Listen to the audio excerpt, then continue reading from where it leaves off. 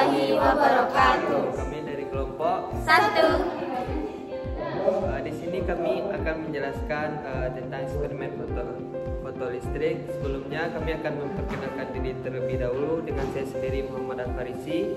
Saya Asal dari kegiatan NIM 1034115. Saya Zahra Sudani dengan NIM 2103493. Saya Khania Latifah Zahra dengan NIM 210344067. Saya Anissa Dewi Anggreni dengan NIM 210344041. Selamat menyaksikan.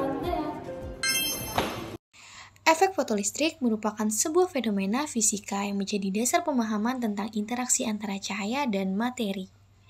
Fenomena ini adalah gejala terlepasnya elektron akibat frekuensi foton yang melebihi frekuensi logam saat dikenai cahaya.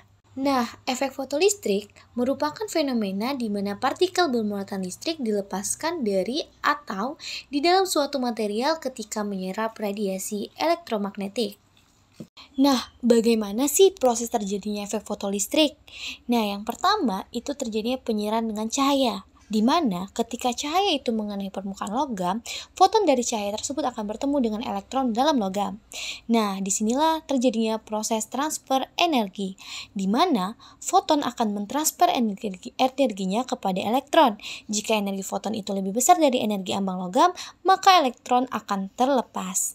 Nah, yang terakhir itu merupakan pelepasan daripada elektron yang dapat diukur, di mana elektron yang dihasilkan dari telepasnya dari permukaan logam akan menjadi fotoelektron dan dapat menghasilkan arus listrik jika terhubung di dalam sebuah rangkaian. Bisa kita lihat bahwasanya nanti arusnya itu dapat dideteksi atau diukur melalui ampermeter. Cara terjadinya efek fotolistrik. Gambar ini menunjukkan bahwasanya foton itu memiliki frekuensi sebesar F, sedangkan plat metal itu memiliki frekuensi sebesar V0. Nah, selanjutnya faktor-faktor yang mempengaruhi efek fotolistrik. Nah, terdapat dua faktor yang dapat mempengaruhi efek fotolistrik. Yang pertama adalah frekuensi cahaya, di mana seperti yang sudah dijelaskan di sebelumnya, hanya cahaya dengan frekuensi di atas frekuensi ambang batas yang dapat menyebabkan pelepasan elektron, di mana semakin tinggi frekuensi maka semakin besar energi fotonnya. Nah, selanjutnya itu adalah intensitas cahaya.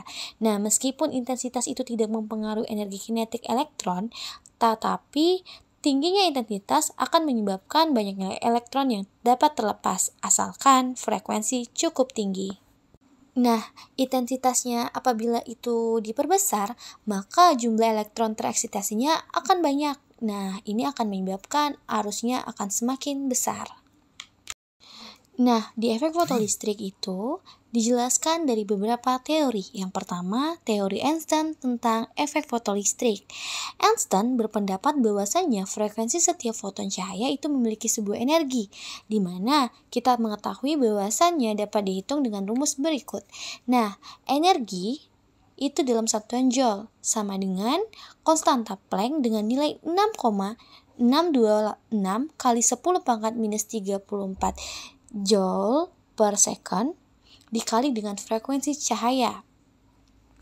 Nah, energi yang diberikan oleh foton kepada elektron harus cukup besar untuk mengatasi energi ambang bahan atau kita ketahui bahwasannya itu dikenal sebagai fungsi kerja yang merupakan energi paling sedikit yang diperlukan agar elektron dapat terlepas dari permukaan bahan. Yuk simak lebih lanjut. Baiklah, yang pertama di sini itu kita memperkenalkan alat terlebih dahulu, di mana ini merupakan kabel DIN plug dan ini merupakan kabel banana plug. Dan selanjutnya ini merupakan kabel khusus BNC plug to BNC plug.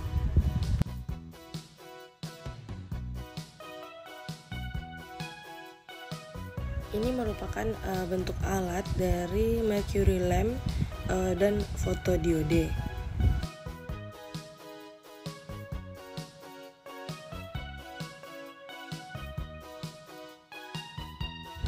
Dan ini merupakan 850 universal interface. Selanjutnya di sini ada DC current amplifier dan juga tunable DC power supply. Dan percobaan kali ini kita juga menggunakan komputer set yang mana di dalamnya telah ada aplikasi Pasco Capstan. Selanjutnya kita melakukan persiapan. Yang pertama yaitu pasang lampu merkuri dan kotak fotodioda pada lintasan seperti pada yang ditunjukkan oleh modul. Lalu jangan sambungan kabel apapun ke fotodioda terlebih dahulu. Dan yang kedua itu sambungan kabel daya dari kontak sumber cahaya merkuri ke stop kontak berlabel Power Output for Mercury 220 volt pada catu daya lampu merkuri. Nah, hubungkan power supply lampu merkuri ke stop kontak. Yang ketiga, nyalakan lampu merkuri dan panaskan selama kurang lebih itu 10 menit dan biarkan penutup lampu tetap terpasang agar tidak melihat langsung ke dalam lampunya. Selanjutnya yaitu menghubungkan kabel DIN plug to DIN plug antara saluran A pada interface 850 dan juga amplifier arus DC. Lalu menghubungkan kabel DIN plug to DIN plug antara saluran B pada interface 850 dan bagian catu daya DC berlabel minus 4,5 volt hingga 0 volt. Selanjutnya menghidupkan penguat arus DC dengan cara menekan tombol bagian kiri atas. Pada penguat arus DC, putar saklar current range ke 10⁻13 ampere. Lalu tekan tombol kalibrasi agar terbaca nilainya 0 dan putar knob sampai alat menunjukkan angka 000 ampere. Selanjutnya, hidupkan catu daya DC dengan menekan tombol pada bagian kiri atas.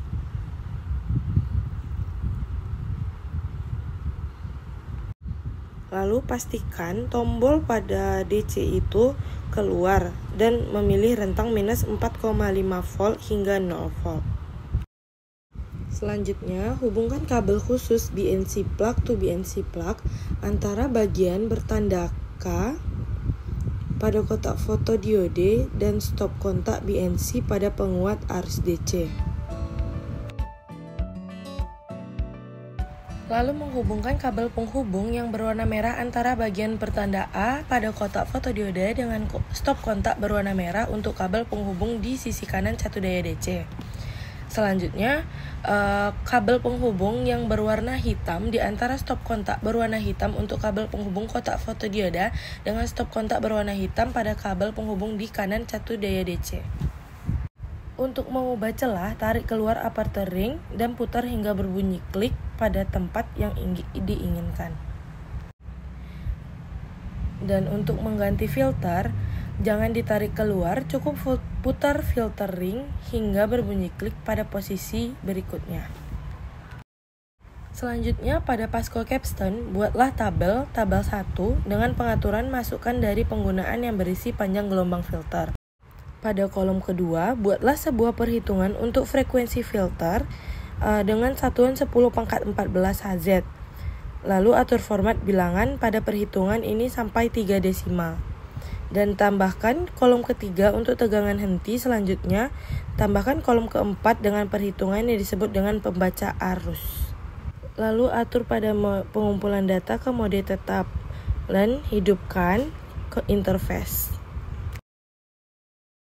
Untuk eksperimen pertama, pilihlah celah berukuran 8 mm dan filter 360 nanometer pada fotodioda.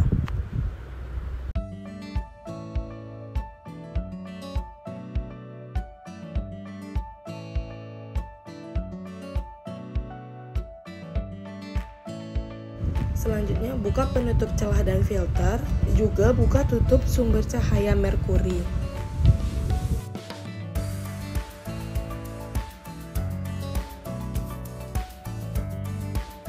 Berikutnya, tekan tombol preview pada control bar pada bagian bawah halaman.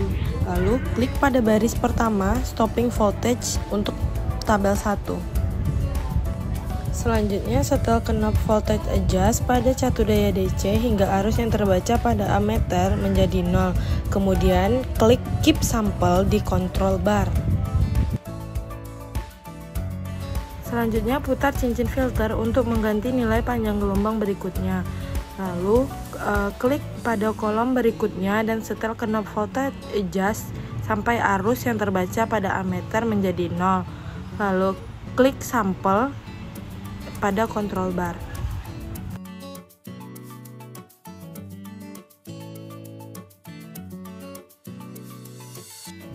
Lalu ulangi prosedur yang sama untuk semua nilai filter. Setelah selesai semua, maka klik stop pada control bar.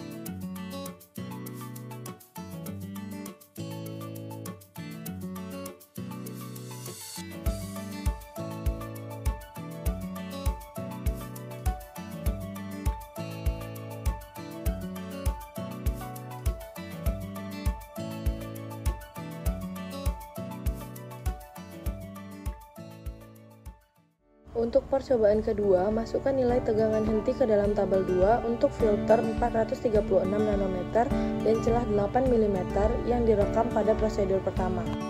Dengan sumber cahaya merkuri dalam kondisi tertutup, ubahlah ukuran celah 8 mm menjadi 4 mm pada tabung fotodioda. Selanjutnya, buka tutup sumber cahaya merkuri, klik preview, dan sesuaikan knob voltage adjust sampai arus pada ammeter terbaca 0.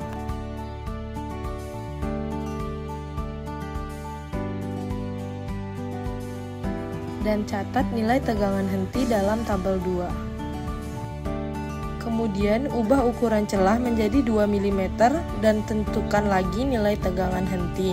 Selanjutnya catat pada tabel 2.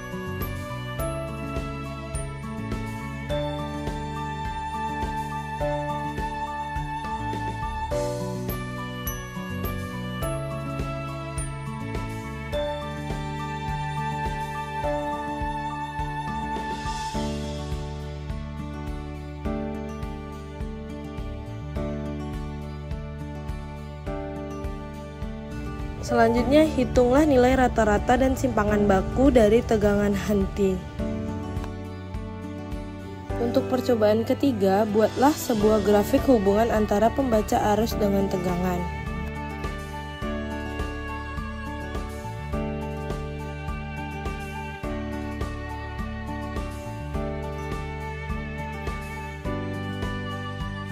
Dengan keadaan sumber cahaya merkuri dalam kondisi tertutup, ubahlah celah menjadi 2 mm pada tabung fotodiode dan pasang filter 436 nanometer. Lalu ubah saklar rentang arus pada penguat arus DC menjadi 10⁻11 ampere dan kalibrasi kembali.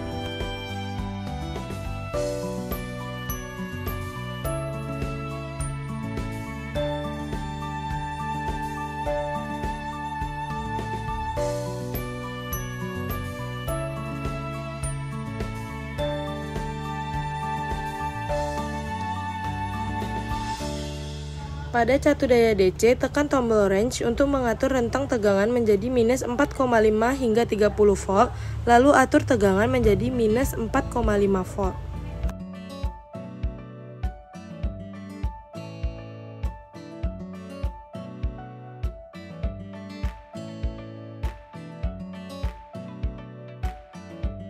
Kemudian, buka tutup sumber cahaya merkuri.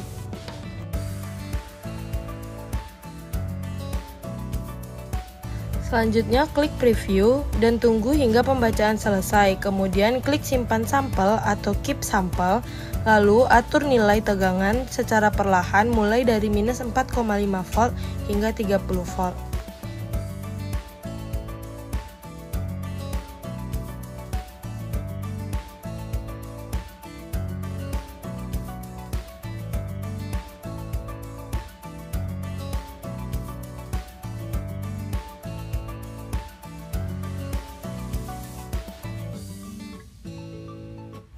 Hal ini dilakukan dengan langkah-langkah yang cukup kecil untuk menentukan kurva yang cukup mulus.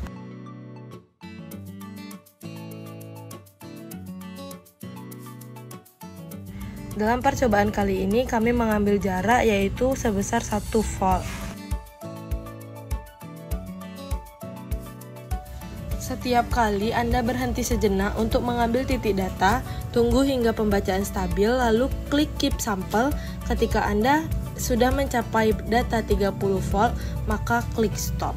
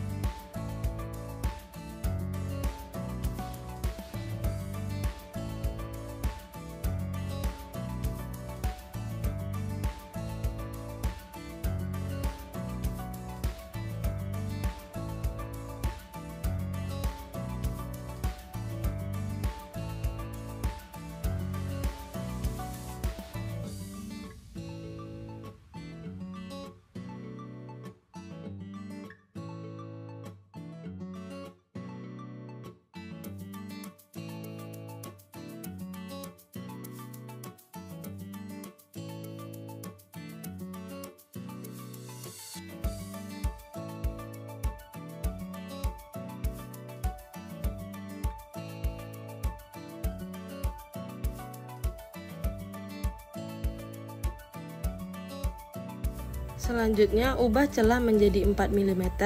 Hal ini membuat cahaya menjadi lebih terang. Lalu, ulangi prosedur sebelumnya pada percobaan selanjutnya.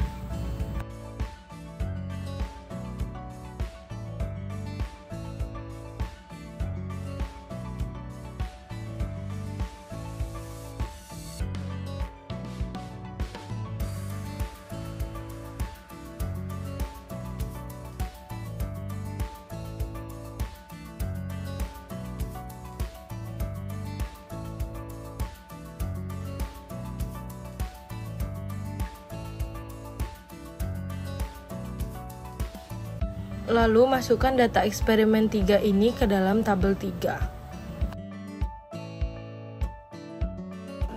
Baiklah, sekian video dari kami. Terima kasih telah menonton. Thank you for watching.